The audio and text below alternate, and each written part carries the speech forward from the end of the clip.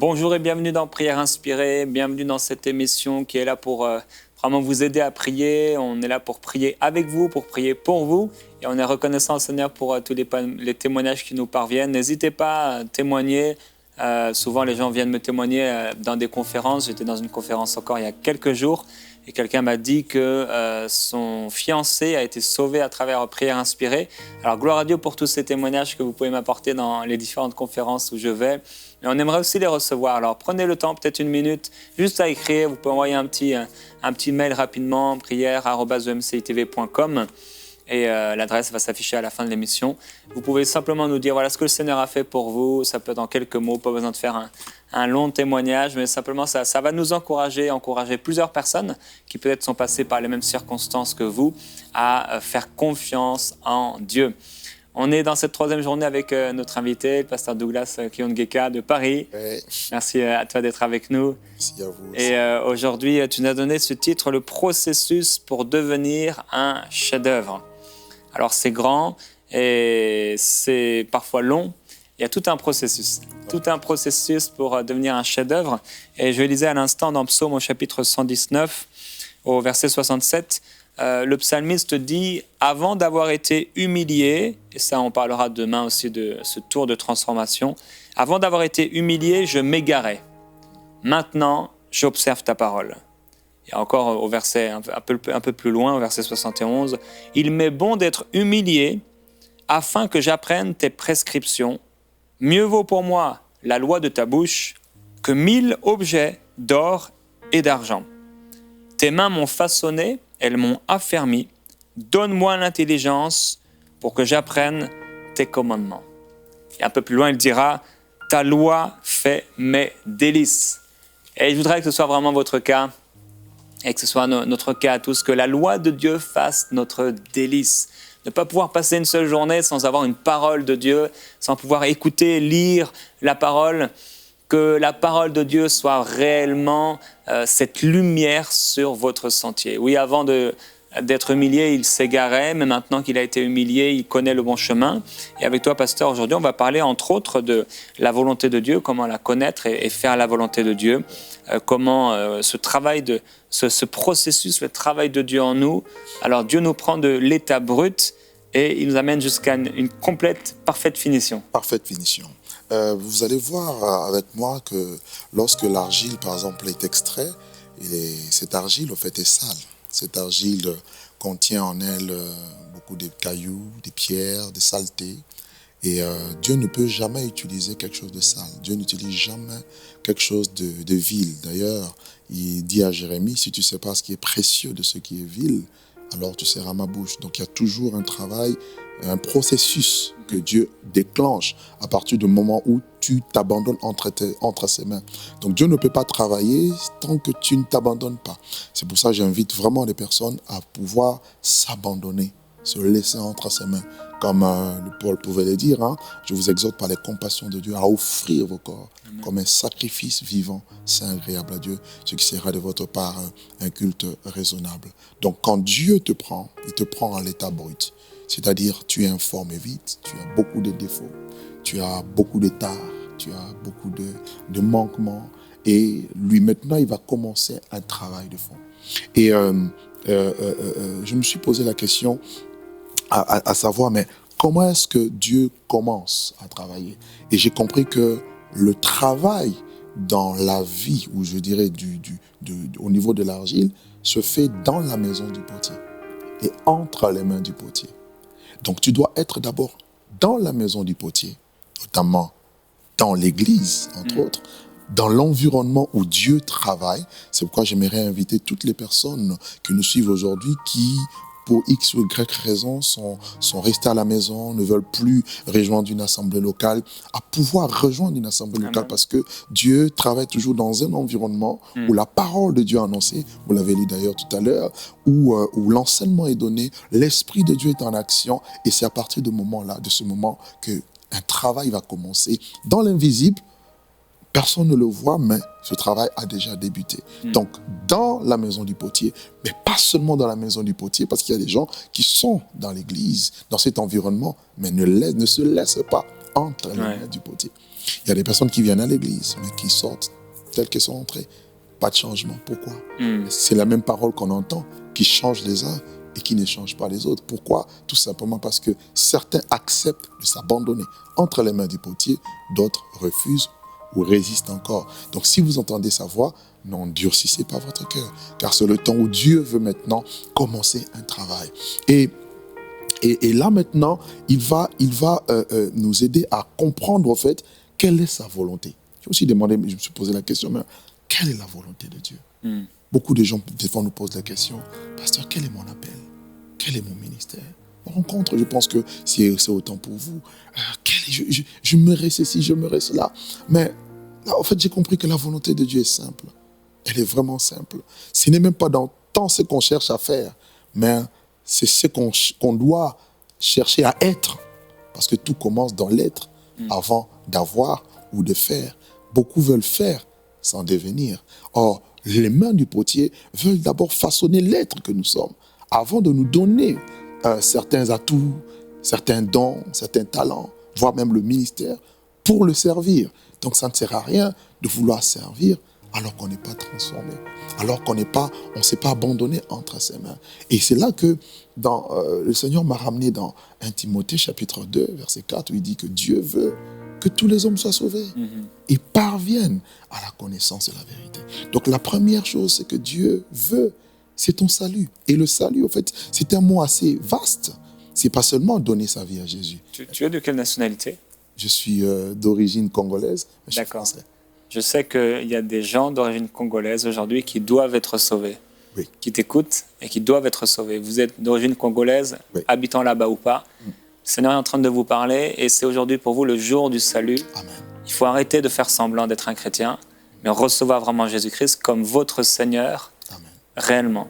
Pas seulement celui qui vous sauve ou qui vous fait du bien, mais celui qui va être votre Seigneur et diriger votre vie. Amen. Et comme je l'ai dit, si vous entendez sa voix, n'endurcissez pas votre cœur.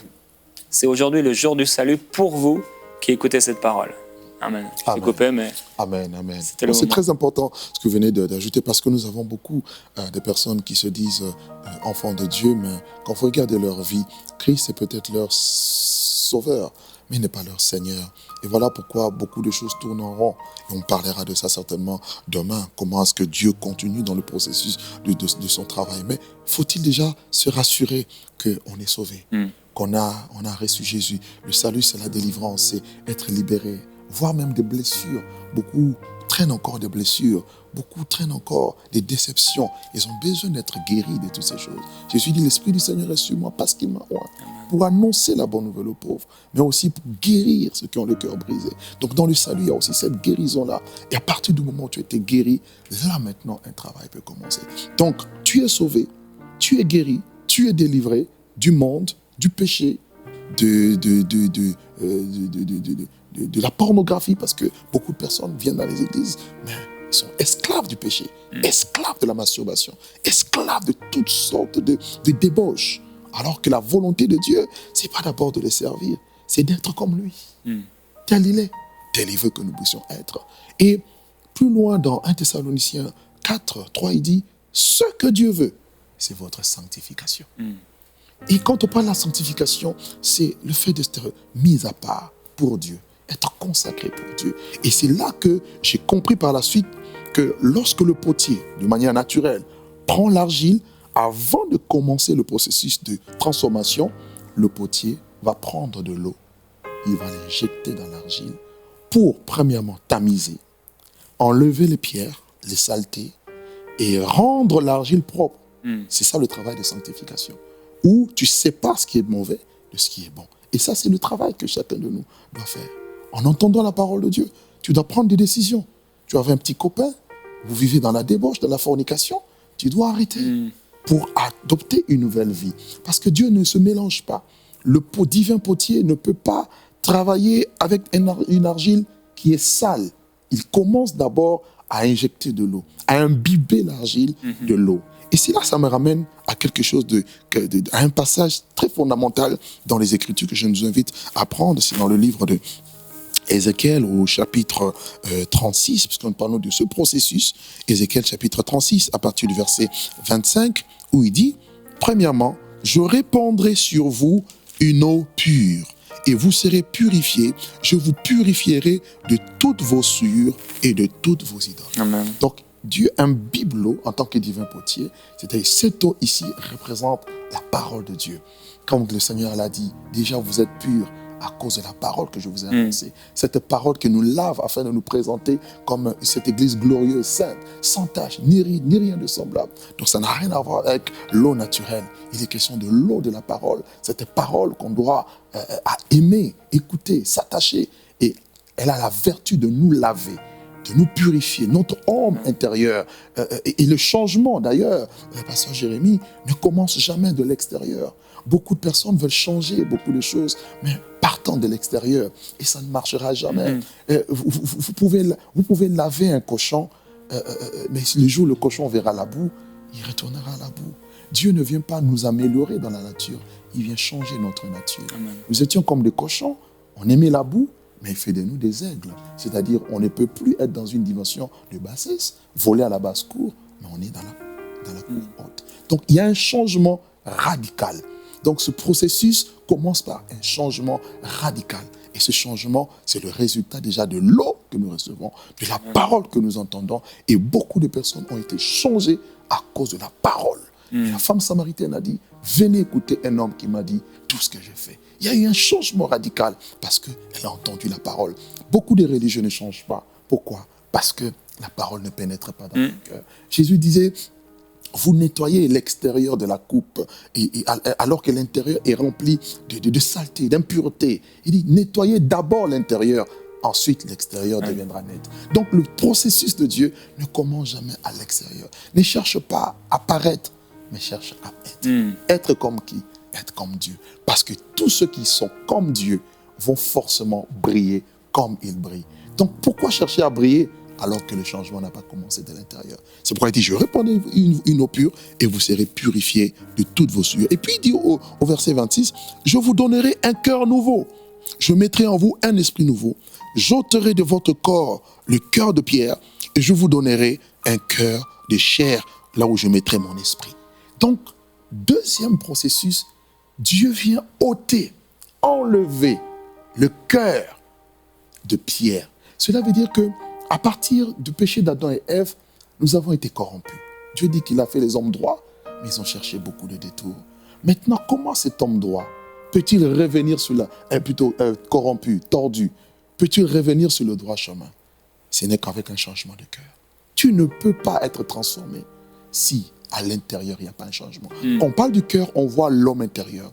On voit ce que tu es de l'intérieur. Et c'est ça même le but de l'évangile. C'est d'abord de nous toucher. Paul dit, c'est une puissance pour le salut de quiconque croit, qui change d'abord le cœur. Et il dit, je veux ôter, je veux enlever. Donc il y a comme une chirurgie, pasteur, qui s'opère le jour où nous recevons Jésus, qui est la parole de Dieu. C'est ce que la Bible appelle la nouvelle naissance. Si quelqu'un est né d'eau et d'esprit, il ne peut entrer dans le royaume de Dieu. Tu ne peux pas aller plus loin dans les eaux profondes, dans le royaume, si tu n'es pas entré. Donc la première étape, tu dois entrer. Et une fois que tu entres, Dieu change ton cœur. Il enlève le mauvais cœur. Le cœur de l'homme qui est tortueux, qui est méchant par-dessus tout. Qui peut le connaître? Lui seul qui l'éprouve, il enlève. Il ne fait pas une amélioration du cœur. Il fait une chirurgie. Et c'est pour ça même, Dieu a demandé à notre père Abraham de se circoncire. Parce que la circoncision d'Abraham, pour rentrer dans les promesses de Dieu, préfigurait au fait la nouvelle naissance, un changement de cœur. Vous ne pouvez pas vivre les promesses de Dieu avec votre cœur tordu. Donc c'est pour ça que j'invite toutes les personnes qui nous suivent à changer véritablement de cœur. C'est-à-dire la circoncision implique qu'on doit enlever quelque chose, le prépuce doit être coupé, pour ensuite adopter une nouvelle vie. Et il dit, je vous donnerai ensuite un cœur nouveau. Et c'est dans ce cœur nouveau qu'il va mettre son esprit. Donc il veut faire de toi une nouvelle personne. Et là, toujours en méditant sur ce thème, je me suis rendu compte que Dieu a dit à Jérémie quelque chose dans Jérémie 1:10. Il dit, je t'établis sur les nations pour que, tu rages, tu ruines, tu abattes, tu détruises. Ensuite, que tu plantes et que tu bâtisses. Donc, il y a plus d'actions de destruction dans nos cœurs que des actions constructives. Pourquoi? Parce qu'il est difficile de changer quelqu'un. D'ailleurs, aucun homme ne peut changer quelqu'un. Seul Dieu, par la puissance de sa parole, peut changer. Et il dit, tu dois changer. Le monde doit quitter ta vie. Combien viennent au Seigneur, mais ils partagent Dieu et la vie du monde. Combien viennent au Seigneur, se traînent avec eux des traditions anciennes, des coutumes, voire même des pratiques occultes. Combien de personnes mélangent leur spiritualité avec le monde? Dieu n'est pas dans le mélange. Et Dieu n'agira jamais là où il y a le mélange. Pour que Dieu agisse, il faut que tu te sanctifies. Il dit, heureux ceux qui ont le cœur pur, car ils verront Dieu. Voilà un peu comment Dieu travaille. Et une fois que tu laisses Dieu travailler ton cœur, et j'aimerais parler aux jeunes, Dieu doit arracher les choses. Ton langage doit changer. Amen. Ton comportement, ton caractère doit changer pour avoir le caractère de Christ. Voilà pourquoi Paul pouvait dire, mes enfants pour qui je prouve de nouveau les douleurs de l'enfantement jusqu'à ce que Christ soit formé en vous. Nous devons avoir le caractère de Christ, avoir en nous les empreintes du Seigneur, la marque de Dieu, la marque déposée du Seigneur en nous. Et là, c'est le caractère de Christ qui vit en nous, le fruit de l'esprit. Pas les dons. Les dons viennent après. Mais si tu as les dons et que tu n'as pas le fruit du Saint-Esprit, ça sera terrible. Donc, l'essentiel pour Dieu, c'est sa nature d'abord, qui doit être, nous devons devenir participants de la nature divine avant de recevoir le reste. Et ensuite, tu dois changer aussi ton apparence. Il y en a qui disent, mais oui, Dieu voit seulement le cœur. Mais c'est de l'abondance du cœur que la bouche parle. C'est du cœur que viennent les mauvaises choses. Donc, quand il y a un mal quelque part, le Seigneur ne va jamais à la surface. Le Seigneur va toujours à la source, à la racine. Et le changement doit commencer là. Dire à Dieu, Seigneur, je m'abandonne entre tes mains, je te donne mon cœur, change-moi et accepte de changer. Si tu étais en colère contre quelqu'un, tu pardonnes. Si tu avais de l'amertume, tu abandonnes tes choses. Tu commences à vivre la vie de Dieu. Et c'est ainsi que tu rentreras dans la troisième partie, la quatrième partie, où Dieu va maintenant accélérer le processus pour faire de toi un chef-d'œuvre. Tu ne peux pas devenir un chef-d'œuvre de Dieu en ayant une vie sale, impossible. C'est pour ça que l'argile doit être purifiée par l'eau. Et il doit avoir un changement de l'intérieur vers l'extérieur et non l'inverse. C'est ainsi que l'œuvre de Dieu sera accomplie. Amen, merci. C'est un enseignement très riche et tu as parlé de bien des choses.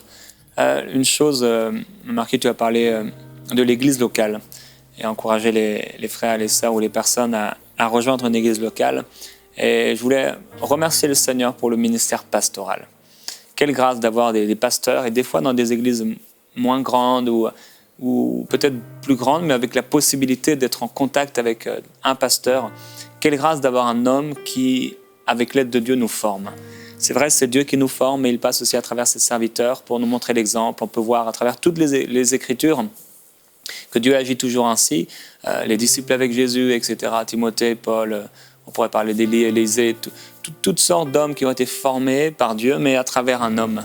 Et je voudrais vous encourager, en particulier les jeunes gens encore, à remercier Dieu et à remercier Dieu pour votre pasteur, mais aussi à ne pas mépriser ce pasteur, à ne pas mépriser l'autorité pastorale et à vous laisser éduquer, à vous laisser instruire. La Bible dit, jeunes gens, soumettez-vous aux anciens. Et c'est une chose qu'on va devoir comprendre et qu'on va devoir réussir à recevoir, la soumission dans notre cœur, l'humilité. Plusieurs personnes, vous écoutez cette émission, vous êtes jeunes et tu as parlé de la différence entre les dons et les fruits, c'est tellement vrai. Vous avez envie des dons, vous avez envie de voir des miracles, vous avez envie de voir le réveil, le monde être sauvé à travers vous. Et gloire à Dieu pour ça, mais ce que Dieu va regarder d'abord, c'est le fruit de votre caractère.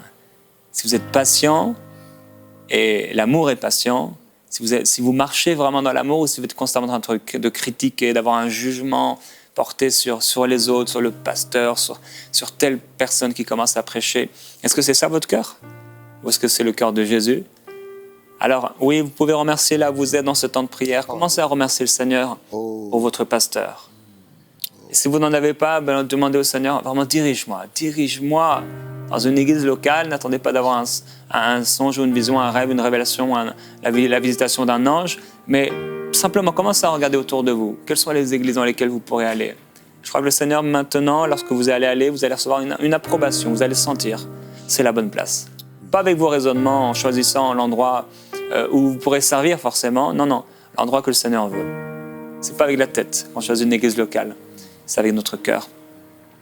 Alléluia, merci. Alléluia. Merci Seigneur pour ce ministère pastoral.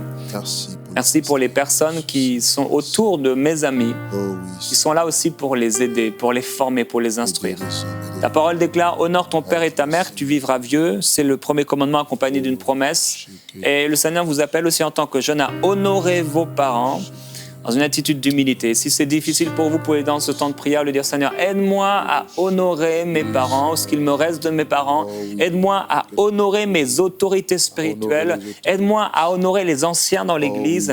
Aide-moi à honorer ceux qui sont plus avancés que moi dans la foi. Aide-moi, Seigneur, à marcher dans l'honneur, à garder un cœur qui est humble.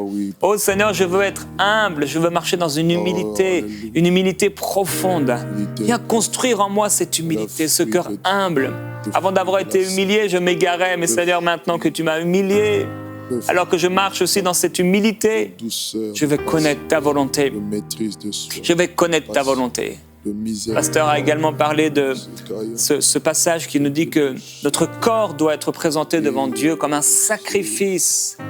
Et tu es là, tu écoutes, et ton corps n'est pas comme un sacrifice pour Dieu, mais tu vis dans le péché. Il a parlé de, entre autres, citer la pornographie, etc. Et ces choses-là, tu peux demander au Seigneur, mais Seigneur, libère-moi-en, parce que tu regardes à ce qui est visible, mais le Seigneur te dit maintenant, c'est à l'intérieur, dans ton cœur. C'est pas qu'il faut enlever la télé, c'est pas... Non, c'est qu'il faut enlever dans ton cœur cet amour pour ces choses. Il faut renoncer dans ton cœur à cette chose. Il faut renoncer à ton orgueil, renoncer à ta chair. Et moi j'agirai, dit le Seigneur. J'agirai, je te formerai, je te remplirai. Tu deviendras un vasine ébranlable. Alléluia, merveilleux Jésus-Christ. Merci Seigneur pour l'œuvre que tu fais. Et particulièrement, tu m'as mis à cœur la jeunesse. Ces jeunes gens qui vont écouter, qui regardent ces émissions, qui sont en train de prier maintenant et qui sont dans un temps particulier. Merci pour l'instruction, merci pour des cœurs humbles, pour des cœurs doux, pour des cœurs patients, persévérants à faire le bien, pour la fidélité éprouvée. Oui, je prie pour une fidélité éprouvée, qui ne soit pas comme beaucoup de jeunes qui disent « Moi, je m'investis dans ce service et un mois après, on ne les voit plus, comme si Dieu avait changé d'avis. » Mais que ce soit des frères, des sœurs qui soient fidèles. Tu le dis dans ta parole. Si on est infidèle dans les petites choses, comment on pourra nous en confier des grandes? Si on est infidèle dans les biens d'autrui, comment tu pourras nous donner? Oui, mais Père, tu dis aussi, celui qui est fidèle dans les petites choses, tu lui en confieras des grandes. Père, je prie pour cette fidélité dans le cœur de ces jeunes gens, de ces adultes, de ces gens qui ont vieilli également et qui ont besoin de fidélité. Merveilleux Jésus-Christ, oui, tu as dit, je vous donnerai un cœur nouveau, un cœur de chair. Merci pour la nouvelle naissance. Merci pour ton esprit en nous qui nous rend capables de t'obéir, capables de vivre pour toi, capables d'être saints. Tu as dit, ce que je veux, c'est votre sanctification. Et le Seigneur dit à quelqu'un aujourd'hui, tu as prié pour connaître la volonté de Dieu, et voilà ma volonté. C'est la sanctification. Oui, Seigneur, montre à ton peuple, illumine les yeux des cœurs pour qu'ils puissent réaliser que ça se passe d'abord à l'intérieur. Libère quelqu'un du monde, l'esprit du monde. Libère quelqu'un, Seigneur, des traditions. Amen. Libère quelqu'un, Seigneur, mon Dieu, de l'occultisme. Libère quelqu'un, Seigneur, des liens de ce monde. Libère quelqu'un, oh Dieu, qui se retrouve enfermé, emprisonné dans les carcans, Seigneur, mon Dieu, Père, de la déception. Libère quelqu'un des blessures. Libère un homme et une femme qui a perdu la confiance en soi, qui a perdu son identité, à savoir que tu es là, au cœur de notre vie, et c'est toi qui nous fais vivre, à s'abandonner entièrement entre tes mains. Libère, Seigneur. Libère, mon Dieu. Libère. Un peuple nouveau s'élève. Un peuple ayant un cœur nouveau. Un peuple assoiffé de Dieu. Un peuple prêt à accomplir ta parole. Un peuple transformé. Un peuple changé, un peuple disposé, un peuple ayant le cœur bien disposé. Que les rebelles viennent à la sagesse de juste. Oh, que ceux qui étaient carrés, égarés reviennent sur le droit chemin. Que ceux qui étaient perdus, Seigneur, soient retrouvés. Que ceux qui étaient courbés soient redressés, Seigneur. Oh oui, que ceux qui étaient tombés soient relevés, mon Dieu. Alléluia, oui. Ceux qui avaient échoué, mon Dieu, réussissent, Seigneur.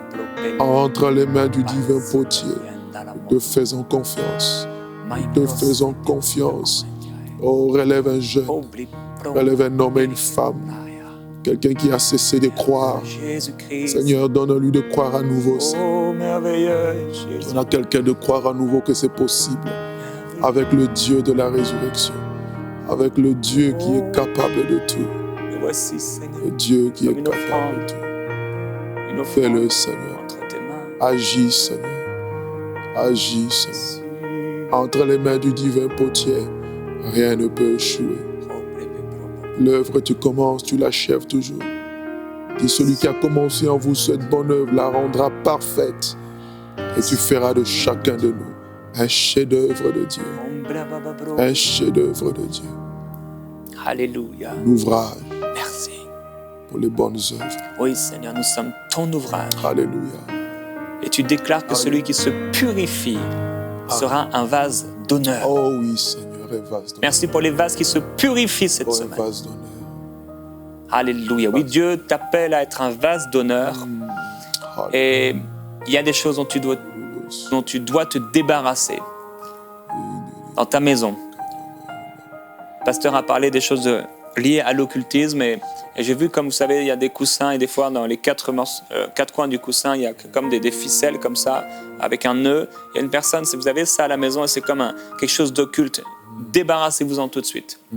Si vous avez dans votre maison des choses liées à l'occultisme, maintenant vous les jetez, vous vous en débarrassez.